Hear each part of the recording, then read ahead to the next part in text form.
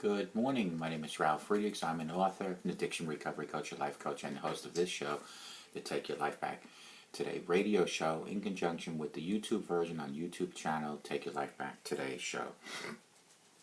Beautiful day. It's Tuesday, and I want to talk about why people can be kinder to total strangers than to their own loved ones. Think about that.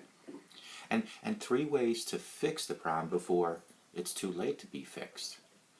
Why is it that we often find ourselves treating the ones that we love most shabbily?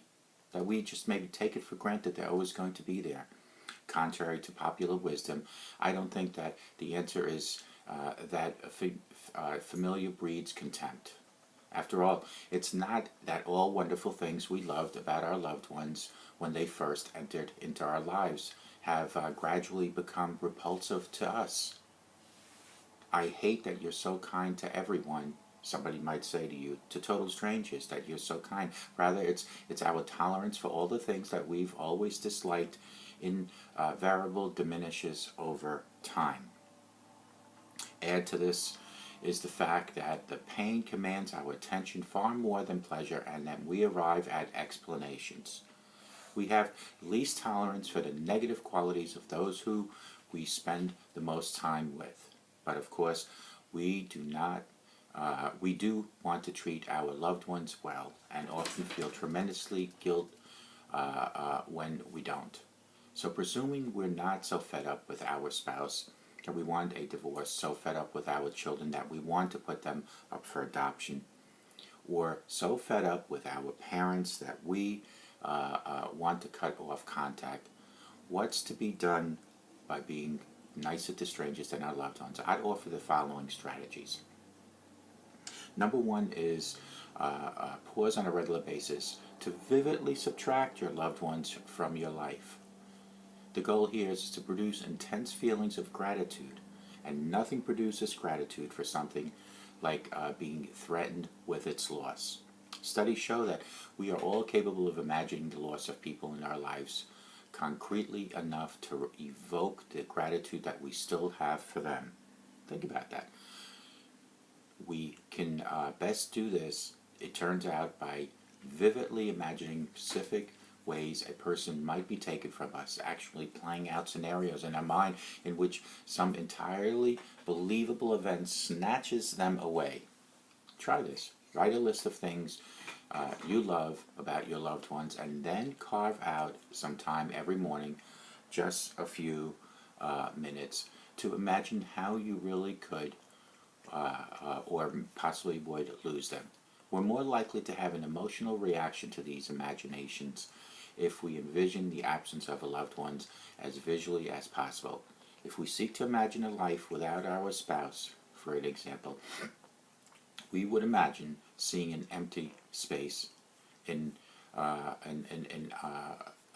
the kitchen table or on the side of the bed that she slept or he slept in. Now we're not sleeping together, and now we're sleeping without him or her next to us. Seeing the table at which we ate dinner, but without him or her across from us, and so on. And when we think about how we would have to alter our daily routine in his or her absence, we would again imagine doing so with images. Images of going to movies without them, taking vacations alone, attending parent-teacher conferences alone, and so on. Repeating this practice on a regular basis can transform it into a habit that could continue to fill you with gratitude as long as you continue to do it. I think there's a saying is, you never know what you had until it's gone. Number 2, spend time with your loved one in the company of other people. As I've written and even said, who we are turns out to be largely as a function of who we are with. Have you ever noticed, for an example, how you feel and behave one way with your family and another way with friends, and yet another with your co-workers or your boss? We may all be multiple selves, but just which self we are at any moment isn't as much up to us as it is to the people around us.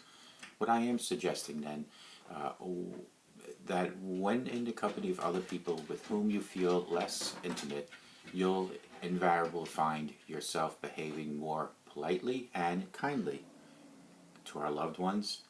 You should be the same way. Further, you'll have a chance to observe and appreciate the better selves your loved ones have inside them, which are also being pulled out of them by the presence of others. In short, the dynamic between you and your loved ones will change, and generally for the better.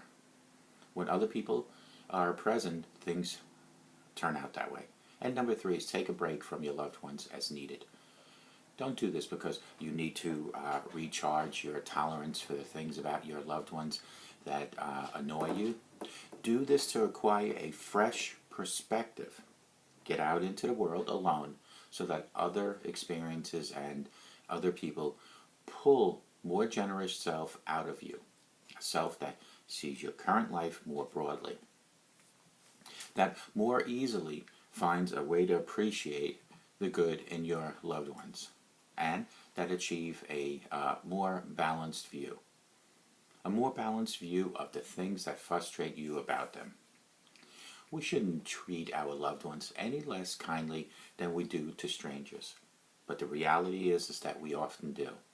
The suggestions above are just a few strategies to improve your tolerance of your loved ones. So whatever I suggest in this video are just suggestions, but maybe you want to practice them. To take one perspective, you can reach the end of your life without feeling regret about how you treated them. For nothing, it seems to me, could be worse than reaching that point, having the parts of life that don't matter stripped away from your concern. And then possibly realizing just how poorly you treated those who deserved to get treated the best. Call me at 844-405-HELP, because together we can help each other take our lives back. Be good to yourself, be good to others. And remember, a simple smile to a total stranger can help that stranger, and it can change your life. Treat your loved ones better than you would treat strangers. Practice what I talked about on here, and it should help. May God bless you. May God bless America, and take good care. And we'll talk to you guys real soon, like tomorrow. Take care. Bye.